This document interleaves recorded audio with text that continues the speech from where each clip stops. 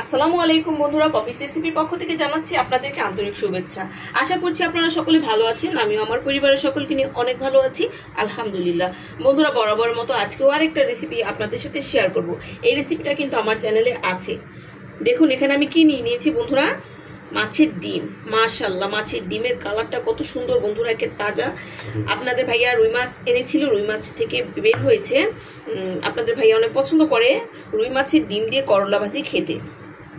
আপনাদের সাথে আজকে শেয়ার করব বন্ধুরা, তিতা ছাড়া করলা ভাজি কিভাবে করবেন। দেখুন করলাগুলি কিন্তু আমি চিকন চিকন করে কেটে নিয়েছি, সুন্দর করে মিহি করে কেটে নেবেন।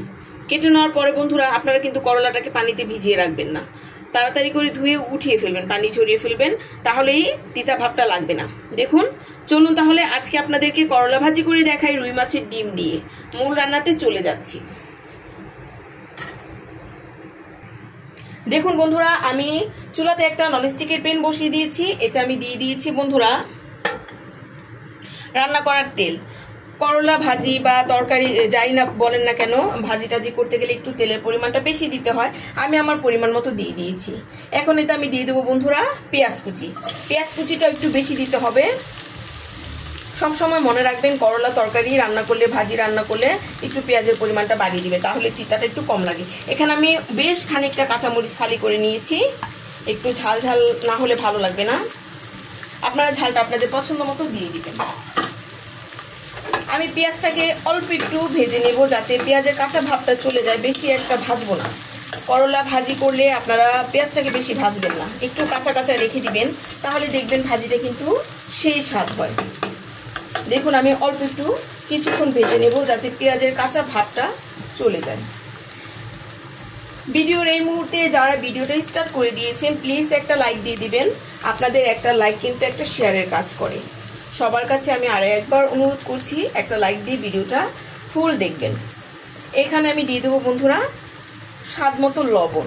পেঁয়াজে লবণটা দিলে পেঁয়াজটা তাড়াতাড়ি উনে যায়, আর কি উনে অল্প একটু হয়ে যাবে। দেখুন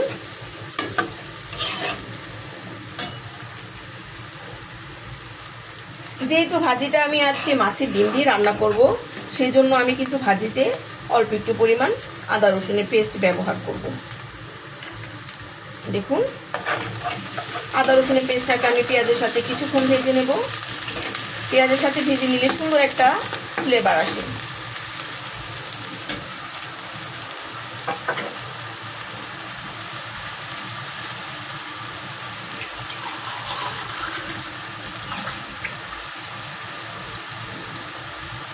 যে বন্ধুরা আজকে নতুন আমার ভিডিওটা দেখছেন, প্লিজ ভিডিওটা স্কিপ করবেন না, দেখতে থাকেন। দেখতে দেখতে যদি ভিডিওর কোনো একটা অংশ আপনাদের কাছে ভালো লেগে যায়, তাহলে কিন্তু চ্যানেলটা অবশ্যই সাবস্ক্রাইব করে দিবেন। প্লিজ বন্ধুরা আপনাদের কাছে অনুরোধ রইল, ভিডিও দেখতে থাকবেন, দেখতে দেখতে ভালো লাগতেও পারে। এই পর্যায়ে আদা রসুনটা কিছুক্ষণ আমি ভেজে নিয়েছি, অল্প একটু পানি অ্যাড করে দেব।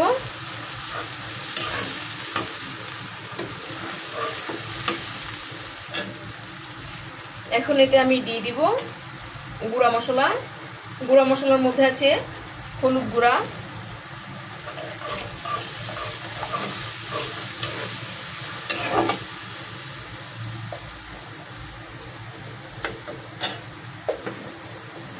আর দিয়ে দিব মরিচ গুঁড়া।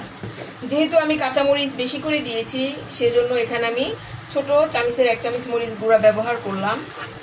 আর আপনারা যদি ঝাল পছন্দ করেন তাহলে আর একটু বাড়িয়ে বা কমিয়ে দিবেন। এখন এই মশলাটাকে আমি কিছুক্ষণ কষিয়ে নেব।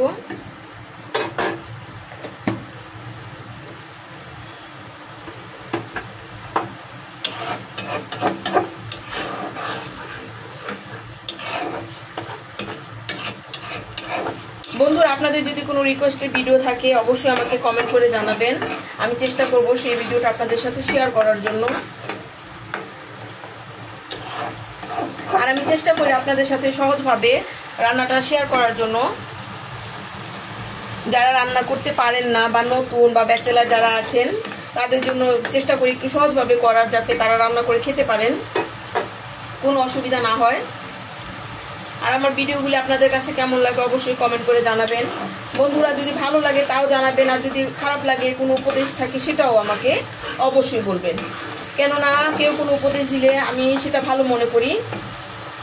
কেউ যদি আমাকে কোনো উপদেশ দেয় সেটা আমার ভালোর জন্যই দেয়, সেটা আমি আমল করার চেষ্টা করি। আপনারা আপনাদের উপদেশ আমাকে দিবেন অবশ্যই। এই পর্যায়ে দেখুন আমি ডিমটাকে কিন্তু ভালো করে ধুয়ে নিয়েছি।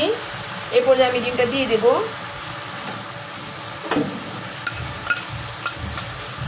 ডিমটা দিয়ে দেওয়ার পরে এখনই দেখবেন ম্যাজিক বন্ধুরা, এই ডিমটাই কিন্তু এক পাতিল হয়ে যাবে। ডিমটা সিদ্ধ হবে আর বাড়তে থাকবে। আমি কিন্তু লাইভ দেখানোর চেষ্টা করছি, আমি কিন্তু কোনোটা অংশ স্কিপ করি নাই। দেখুন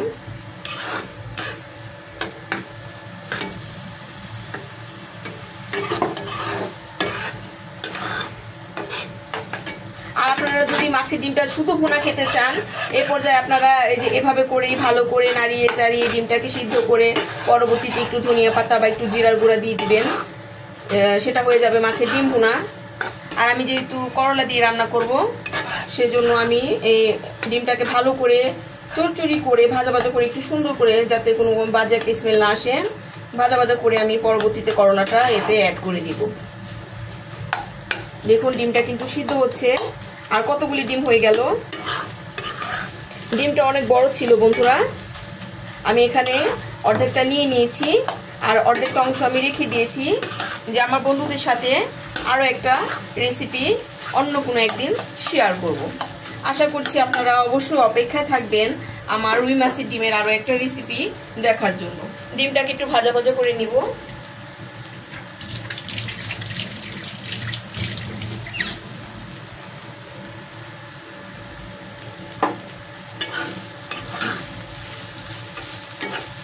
কেননা এই পর্যায়ে যদি ডিমটা ভালো করে ভাজা ভাজা করে না নেন, তাহলে কিন্তু ডিমের একটা কাঁচা কাঁচা গন্ধ আসবে, খেতে ভালো লাগবে না।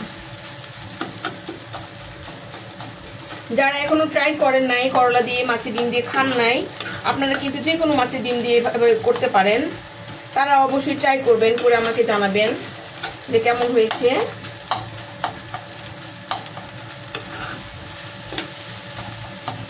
আর বন্ধুরা ভিডিওটা ফুল ওয়াচ করার চেষ্টা করবেন। আমার কিন্তু ওয়াচ টাইম অনেক কম, কারণ আমরা যদি এগিয়ে যেতে চাই তাহলে একজন আরেকজনকে সাহায্য করে এগিয়ে যেতে হবে, তা না হলে কিন্তু একা একা কেউ কিছুই করতে পারবো না। দেখুন ডিমটা কিন্তু ভাজা ভাজা করে নিয়েছি। কথা বলতে বলতে বক বক করতে করতে আমার ডিমটা ভাজা ভাজা হয়ে গেছে, দেখতে কতটা সুন্দর লাগছে। এই পর্যায়ে আমি যে করলাগুলিকে কেটে ধুয়ে রেখেছি বন্ধুরা, দেখুন আমি করলাগুলি উপর থেকে দিয়ে দেব।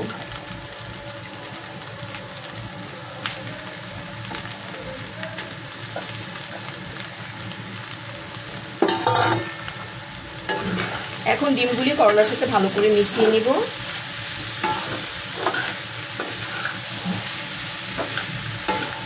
আমি এই ভাজিটাতে কোনো রকম পানি ইউজ করব না, করলা থেকে যে পানিটা বের হবে সেই পানিতে আমি করলাটা সিদ্ধ করে নিব, তা না হলে কিন্তু তেতো তেতো হয়ে যাবে। আর আরেকটা টিপস বন্ধুরা, আপনারা যারা এই করলা ভাজি করেন না কেন, তারা কিন্তু পাতিলার ভিতরে এরকম করে বাড়ি দিবেন না, তাহলে কিন্তু করলা তরকারি বা ভাজি তিতা তিতা হয়। যে আমরা এইভাবে করে বাড়ি দিই কুচুনে আর কি, যা থাকে সেটাই করার জন্য এই কাজটা করবেন না। এই কাজটা করলেও কিন্তু করলা তিতা হয়ে যায়।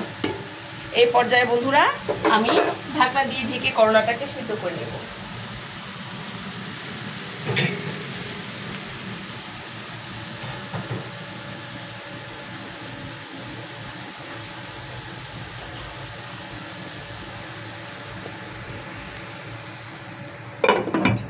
তাহলে আমি চুলার আঁচটা কমিয়ে দিয়েছি, করলাটা সিদ্ধ হওয়ার পরে ফিরে আসছি।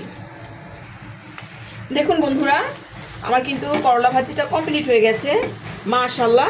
দেখুন করলাগুলি কিন্তু সবুজই রয়ে গেছে, করলার কালারটা কিন্তু চেঞ্জ হয় নাই। দেখুন আমি কিন্তু রিয়েল ভিডিওটাই দিতেছি, কোনো রকম ফিল্টার দেই নাই। দেখুন সবুজ সবুজ আছে, কিন্তু করলা কিন্তু সিদ্ধ হয়ে গেছে, আর কোনো রকম তিতা হয়নি মাশাআল্লাহ। আলহামদুলিল্লাহ অনেক মজার হয়েছে বন্ধুরা। আমি একটু লবণ চেক করেছি। আশা করছি আপনাদের কাছে আজকে আমার করলা ভাজির রেসিপিটা অনেক ভালো লাগবে। যদি ভালো লেগে থাকে অবশ্যই আমার চ্যানেলটা কিন্তু সাবস্ক্রাইব করতে ভুলবেন না, পাশে থাকা বেল বাটনটা অল ক্লিক করে রাখবেন, যাতে আমি নতুন নতুন রেসিপি ছাড়ার সাথে সাথে সবার প্রথমেই নোটিফিকেশনটা আপনার কাছে পৌঁছে যায়। আর যদি বেশি ভালো লেগে থাকে তাহলে অবশ্যই কিন্তু ফ্রেন্ড অ্যান্ড ফ্যামিলির সাথে শেয়ার করে দিতে পারেন। আজ তাহলে এখানেই বিদায় নিব। সবাই ভালো থাকবেন, সবাই সুস্থ থাকবেন, সবাই পপিস রেসিপির সাথে থাকবেন। আসসালামু আলাইকুম।